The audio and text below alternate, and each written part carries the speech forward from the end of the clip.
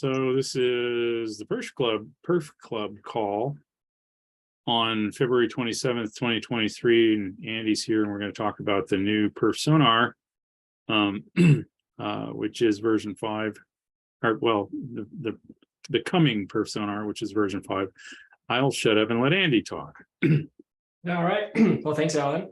Yeah, so today I was just going to give a quick update on what's been going on with the next version, as you mentioned, perfSONAR 5, kind of where we're at, what to expect from it if you're not sure at this point, and all that good stuff. And we'll probably even cover a couple things that are coming after. So in case people don't remember, because we've been working on it for for a little while, or haven't heard, so perfSONAR 5 is kind of the next major version. So for the past few years, that slide says 5, that bullet says 5 years ago, maybe pushing 6 now that we're past the new year. And that's when we went from 3.x to 4.x. So we've been on the 4.x line for quite a while. We kind of only like to bump that number when there's big stuff that changes. So back 4.x was when we introduced P-Scheduler, which is kind of at the core of everything we do. Before that, we had some other stuff, BWCTL and things like that we replaced. And so this time around, the big piece that we're kind of looking at replacing is the archiving, how you store stuff. Right. So we thought basically, and I'll get into the details of what that actually entails, but we thought this was kind of a big enough change that it was time to bump the number again. So, perfSONAR today, I think if you've used perfSONAR before, you're familiar with a view like this. We call this Mad Dash, and kind of we have these dashboards where the idea is you have two ends of a test in the rows and the columns respectively. And can kind of quickly see patterns, or at least that's the hope when things go wrong, right? And so there's an example here where one of the directions between ANL and Argonne and ESNet are seeing some problems. So then you can click on the box, you can kind of drill down in there and kind of see packet loss and latency and things like that. These graphs are old enough, I don't remember exactly what the cause of those of this was, but just kind of demonstrating the bigger, the basic idea.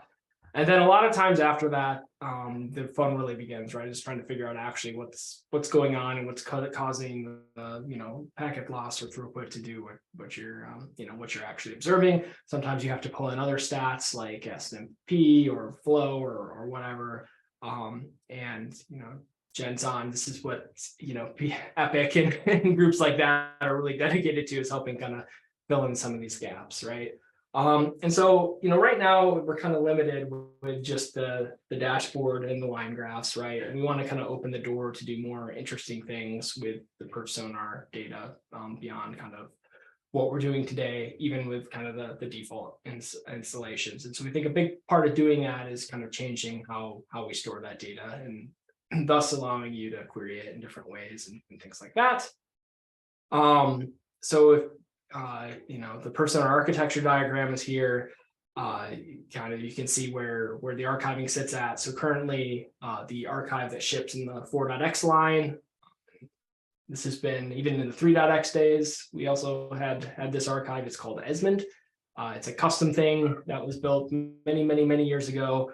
It was originally developed at ESNet for our SNMP metrics. That was, I think, at least 2 generations ago of a collection. Like, we have not run Esmond at ESNet for quite some time, right? But we had also adapted it for perfSONAR measurements and put it on the toolkit, and kind of here we are, right? So under the hood, what does actually Esmond consist of? So it's basically a Python Django app with a REST API, and it actually has 2 databases behind it, Postgres and Cassandra. Postgres holds like the test descriptions and things like that. Cassandra holds the actual results of the measurements, and they're linked together. So there's a couple, kind of a big point here is there's a couple bigger dependencies that kind of come along with running Esmond. So why do we want to replace this? Well, back when Esmond was written quite a while ago, there weren't quite as many as good off-the-shelf options for time series as there is today. So PerfSONAR's long had the ability to write to different places, right? So Esmond is just kind of what we set up by default, but people, large groups like the WLCG, they've actually adapted it to write to their own backends and things like that. We just want to kind of make that easier for other people. And so with these other backends, oftentimes, Esmond's query language is a little bit limited. Some of the newer ones have integration with stuff like Grafana and visualization platforms. We've had tons of issues with backups and scaling and things like that with Cassandra. But probably the biggest thing is Esmond is often probably one of our biggest sources of issues, like on the mailing list and stuff like that, just people running into problems and stuff like that. So as I mentioned, there's been a lot of success in the community. I mentioned WLCG, so the NSF NetSage project, which Jen, who's on, was part of, I was as well, has done some stuff with like Elasticsearch and things like that. And then like internally AES now we have something called Stardust, where we've stuffed some perfSONAR measurements as kind of a follow on to the NetSage work. And so anyways, we want to just basically take all this good work, right, and put it back into perfSONAR and figure out, how more people can benefit from it, right? So all of those things I mentioned, WLCG, NetSage, Stardust, all that, there actually have been Elasticsearch based. So there's a lot of ways you could do this. There's a lot of good options out there. It's not necessarily that Elasticsearch is way better than any of them. You can people have differing opinions on it. It's just, it gets the job done. We have experience with it, things like that. You still have the option to ship it other places if you prefer InfluxDB or ClickHouse or whatever. One issue we ran into early on, and it's kind of held up, was one of the first hurdles for 5.0, was we had a bunch of stuff working going into Elasticsearch proper. So Elastic actually changed their licensing to a server-side public license. It's like the same that like Mongo has and things like that. It's not officially recognized as an open source license. It's still free. You can still download it and use it. Basically, with perfSONAR, we're kind of in a position where we have to be a little bit conservative with this stuff because we're asking people to kind of download and install this. So there's actually a fork of Elasticsearch done by Amazon called OpenSearch that has basically an Apache license.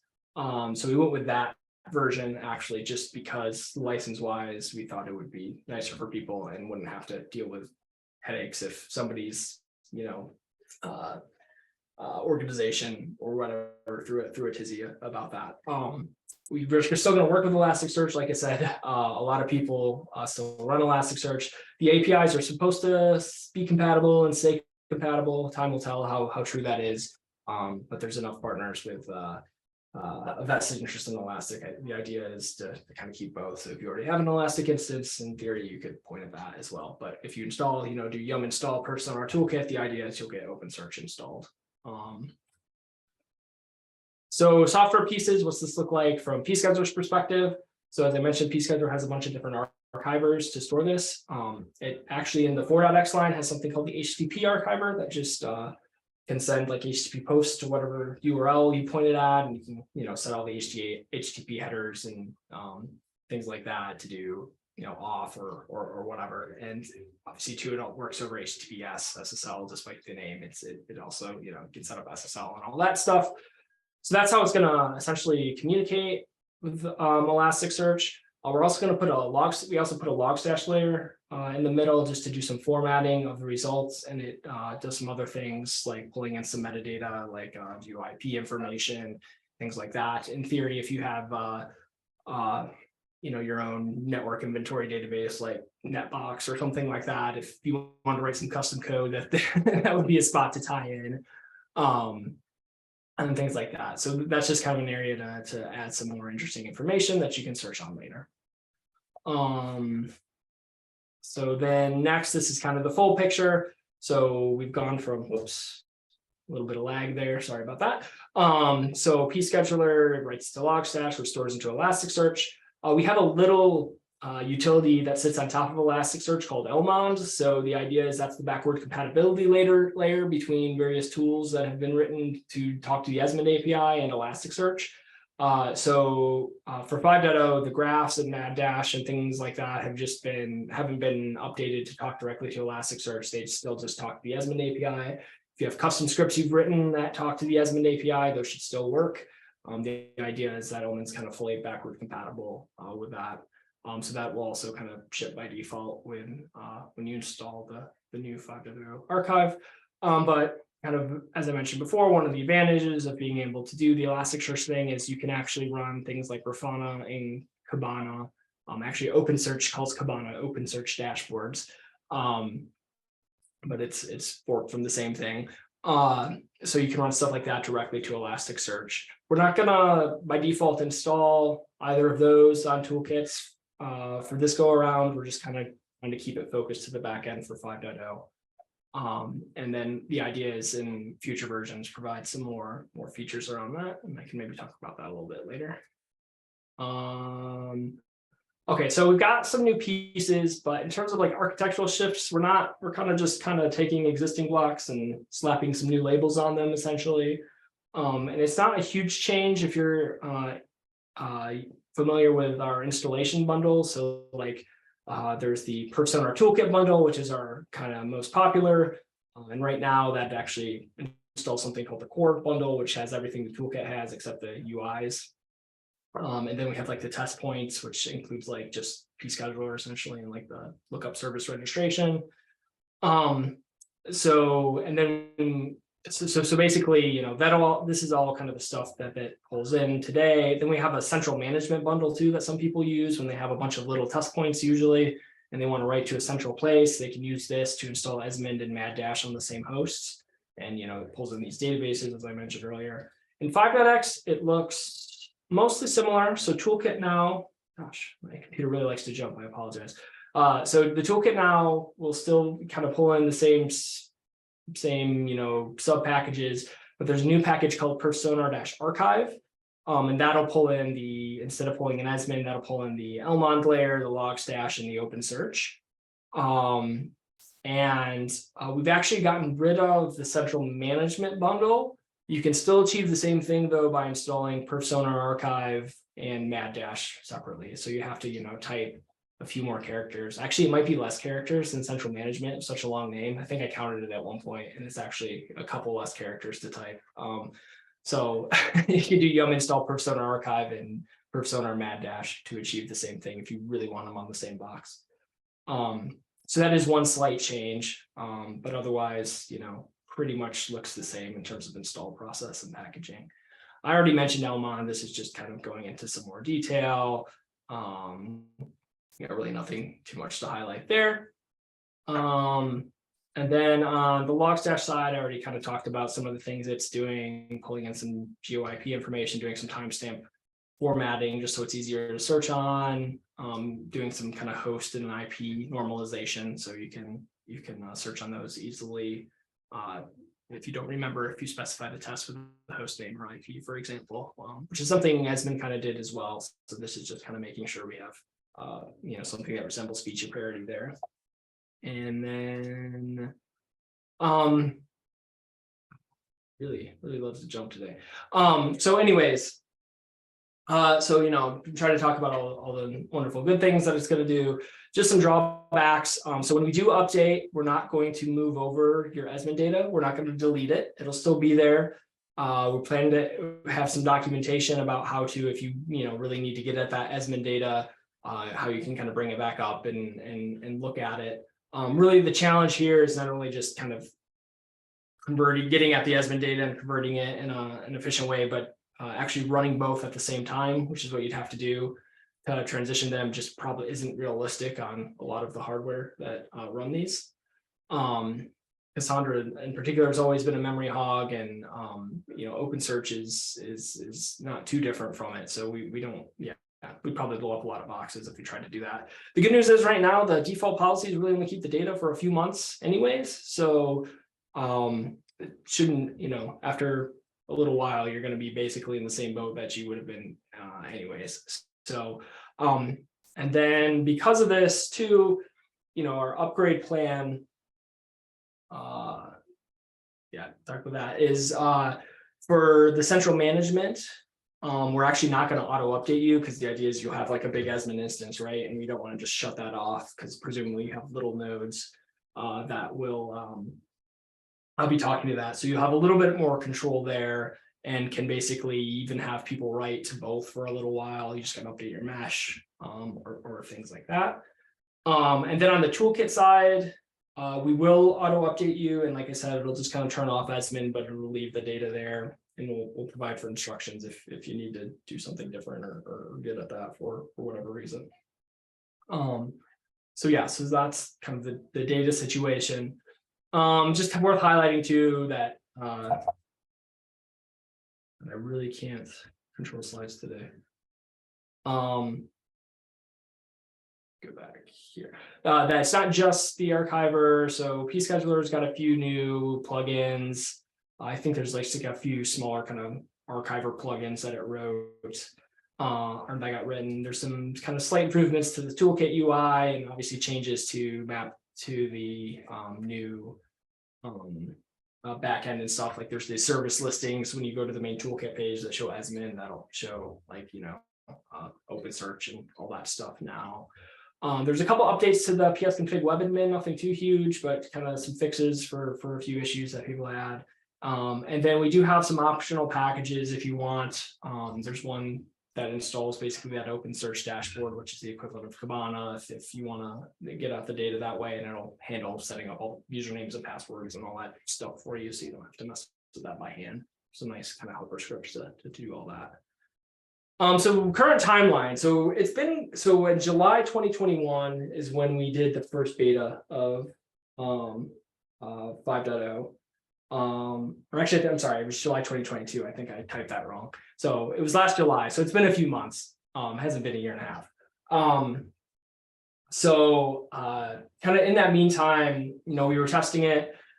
We've ran into basically just we weren't super happy with kind of our internal QA. We kind of went through a similar thing with 5.0, where just when we do these big changes, we weren't kind of like, I'm sorry, with 4.0, our test bed infrastructure and stuff wasn't all up to snuff and kind of had fallen off a little bit. So we've been spending some time kind of fixing that up because we really want to make sure this works. Whenever we do these big changes, you know, our biggest fear is, you know, everybody will update and, you know, all their toolkits will explode, which is not what we want to happen. So we've just been trying to do some extra testing, get some internal QA and stuff kind of sorted out a little bit better. Our goal right now is March 31st to get all this out the door. Our primary focus, we're trying to keep it as scoped as possible, just so we can get it out the door, is to get the current OSs out first. So that's, you know, CentOS 7, Debian 9, Ubuntu 18. We realize those are getting extremely, you know, very long in the tooth. I think CentOS 7 is good till mid next year, but we just want to get those kind of out the door first. Make sure everything's good there, and you know, our upgraders and all that can upgrade, and that's a nice clean process. Then sometime after March 31st, if we might not even call it the 5.1, we'll start rolling out the other OSs. Now we're not kind of starting a completely clean slate. We've already been working on this in parallel for a while. So hopefully it's not too long after the other release that we get these out. We're just, again, trying to keep the team really focused on getting the current OSs out before we start wrestling with kind of all the other issues as well, in terms of once we release, having to just deal with different package names and things like that. As I mentioned, we actually got pscheduler building on most of these, so that's a big component. I think there's just a couple toolkit related packages and things we'd like to hammer on a little bit more on the new OSs, and then hopefully can roll those out. So yeah. We've also had kind of some staff turnover in the meantime too that we've been trying to deal with, but I think we're getting close to the finish line. Hopefully 31st we'll be able to hit, if not soon thereafter. We really want to have something by the LHC meeting in April. That's really our ultimate cutoff date, just because we want them to start being able to upgrade, because there's some data challenges and things like that coming up next year, and we'll have plenty of time to get any issues sorted out on their front. So yeah. That's that. And then what's coming after 5.0? You know, I know with these meetings too, always good discussion kind of pops out of them. I can show some Grafana stuff that maybe some of you saw last Friday. at the CI engineering talk that I gave. We've got some stuff internally at ESNet that we're doing with the PerfSONAR data that the plan is, will eventually show up on the toolkit. But one of the big things will actually be leveraging all this new backend work and looking at doing a Mad Dash replacement, likely based on Grafana. We've actually written a plugin that looks like those Mad Dash grids, and Grafana's actually already accepted it. So you can actually download that today. If you have a Grafana instance, you can see a link there. Doesn't have to just be perfSONAR data. It can work with basically any data that Grafana can pull up. So that's kind of cool. So we've already kind of got that locked and loaded. Kind of like I said, even though 5.0 is not out, we've had a couple things going in parallel because I think we thought it would be out by now. And some of those have kind of already hit. And we're still trying to get 5.0 across the finish line, which I think we're almost there. A couple other interesting things that are in progress. So PowStream, if you've ever looked at your process list and you run a bunch of latency tests, PowStream spawns a whole bunch of processes. And we've had issues too with hitting open file limits and things like that for people running lots and lots of these tests. So we've got somebody working on actually threading PowStream, which we hope will help cut down on some of those issues that people see in that respect. We're also in this isn't strictly perfSONAR, but probably when they're a little further along would be an interesting talk for this group is threaded iPerf3. So Bruce Ma and Sarah Larson, who are the kind of two main iPerf3 developers these days, have made some really cool progress. They've done some internal demos of threaded version of iPerf3, which are really kind of promising, exciting. One of the biggest things with like 100G testing and things like that is iPerf3 because it's single process. You have to either spawn a bunch of processes or use iPerf2. Again, depending on what you're trying to test. So this will hopefully just kind of put the kibosh on that discussion. iPerf3 will be able to do that. So we've also got somebody PSConfig, which is the component where you define your tests, right? And it gets expressed as like this JSON format, and then all the nodes suck it down and run the tests they're supposed to, and then Mad Dash sucks it down and draws a nice dashboard and things like that. We're in the process of moving it to Python. That's actually still in Perl, so we're trying to get that off of Perl, just to get it to something that's easier to find developers for and more consistent with a lot of the other pieces of perfSONAR these days. And so that was actually also in progress too. The last one is probably a little bit further out, but I included it anyways because we actually lost a developer late last year. He went to a new job that was working on this, but we're going to revamp the PSConfig web GUI. So like that's the standalone UI that you can install and use it to set up kind of your meshes and your tests and stuff like that. Some really good work had started on kind of re-architecting that and kind of redesigning that. And so we're hoping to get someone to kind of finish that work off essentially. So we're working on getting all that shuffled and making that happen. So there's some good stuff coming down the line. Like I said, once we get 5.0 out the door. And then that's really all I had. I don't know, any questions or things people want to see or anything like that.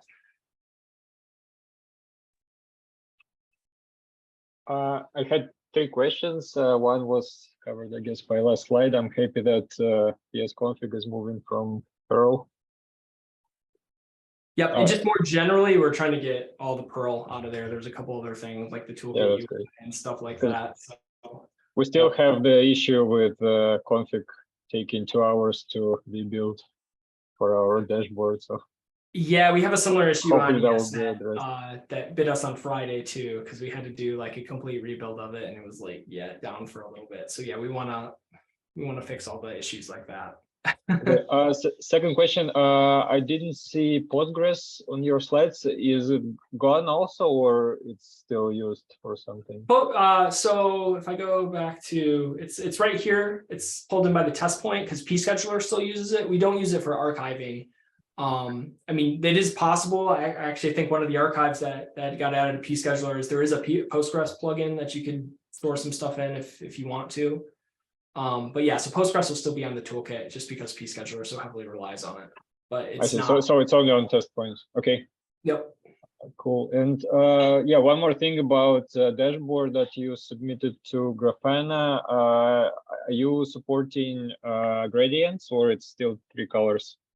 It is not, yeah, it doesn't do gradients, it just does kind of solid colors based on the thresholds. I say, yeah, like eventually if you have 3 cycles, gradients will be way more useful, because 3 colors kind of cover yes or no question, but with Yeah, then it kind of colors, becomes more of a heat map. That could be interesting as well, but like not, not yeah, types, that will give like way more information about the speed.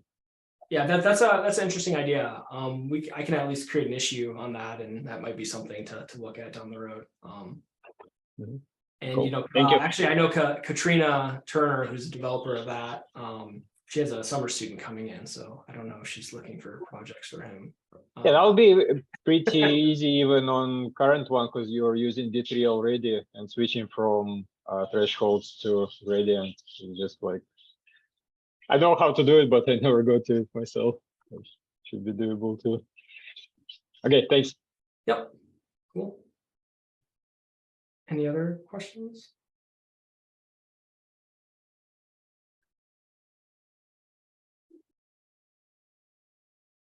I probably form questions in the middle of it, but I don't have them anymore. But it looks good. The feature I was looking for was above Ubuntu 18.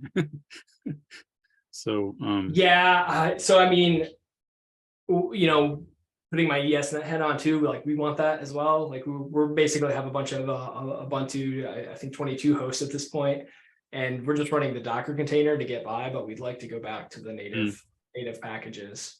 I'm actually running a LXC VM on one of our data transfer nodes, an 18 VM to run perfSONAR as a. Yep. Yeah, we realized that we're kind of behind on there. One of the other things that took us a while that I didn't have there is we actually we completely redid our build infrastructure as well to make it easier to build for the different OSs in the future. Partially because we think we have a few more Red Hat versions to probably deal with. Now that CentOS is kind of split off. Although Alma and like Rocky seem to be bug for bug compatible so far, so that's been good. Hopefully that stays true. Okay. But yeah, so yeah, basically I guess trying to say we feel that pain, and we're aware of that. I think there was even a question too that came in today about that. Like, yeah, we need to catch up on those the OS support side of things. So Okay. and kind of my hope too is like a lot of times what we run into is like a lot of times the toolkit stuff can be the blockers there, just because there's more weird UI libraries and dependencies and all the archiver dependencies. My hope is like as we get stuff working, we can roll it out. Like if we get the test point working on, you know, Ubuntu 20 or whatever, hopefully we'll just release it once the test point's good to go, and then we can work on toolkit and stuff. And hopefully there's not a big gap in between any of these, but yeah, hope is to get those out as soon as we can. Okay. Anything else?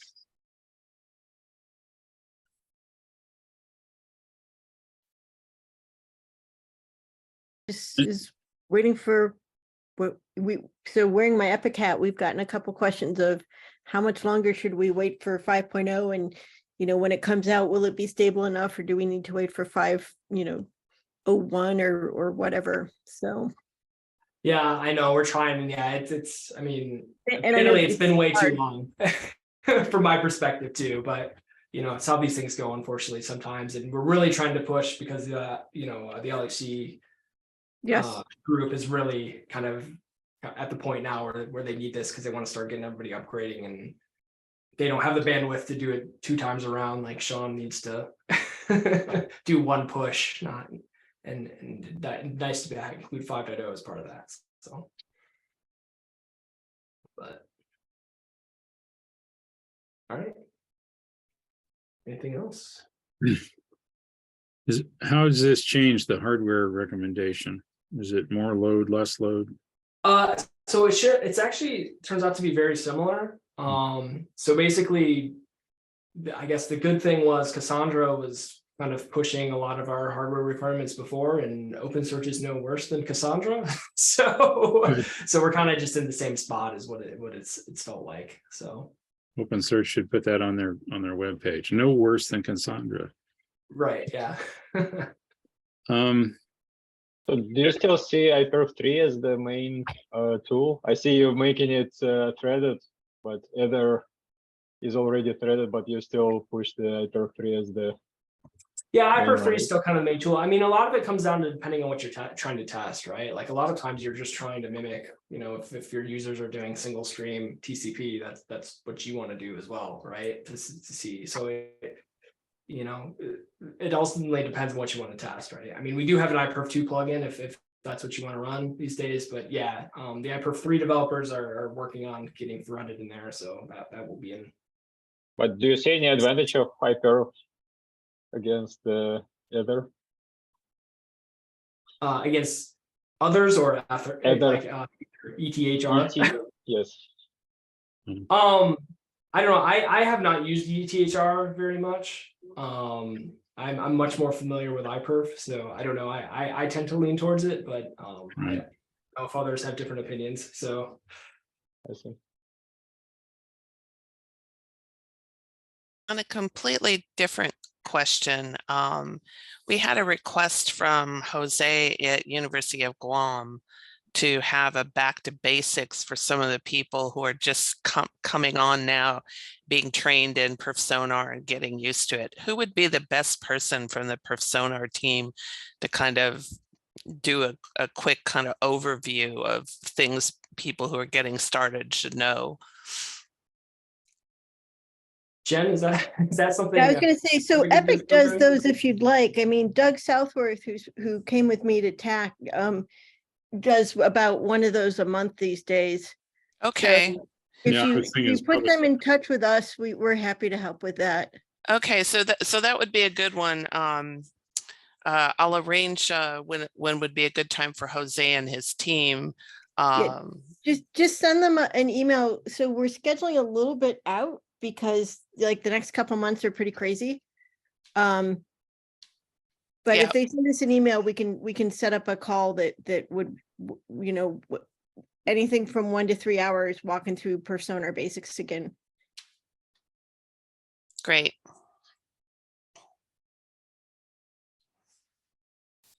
Yeah, I'm thinking there's a bunch of people like Matt with the tribal broadband initiative. There may be groups of people there too who aren't really exposed to it and might want to have a basic overview. So part of what we've tried to get away from doing is the basic, here's how you deploy perfSONAR, to here's how you use a perfSONAR deployment that's been set up, and here's how you use it for ad hoc testing, because we think that's much more common these days.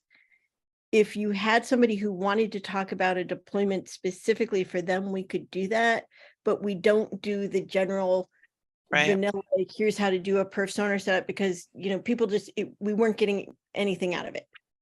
Yeah, I think, so one of the comments Jose made is that most of the people on the call have had perfSONAR deployments for a while. And so a lot of the questions may be over the head of people who are just starting out. Right. And so that it would be nice to have something kind of featured for people who are just getting into using perfSONAR. So I think showing people the capabilities is probably a good thing. Yeah, I think that actually the install and getting it going is a lot less. There's a lot less special knowledge to that. It's just like installing something pretty much. So yeah. Now the install is vanilla enough for people that, you know, we basically, we don't spend time on that. Yeah.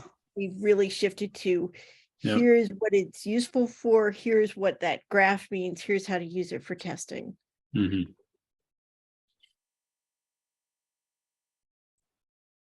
Cool. All right. So if there's no further stuff about that, I'll end the recording.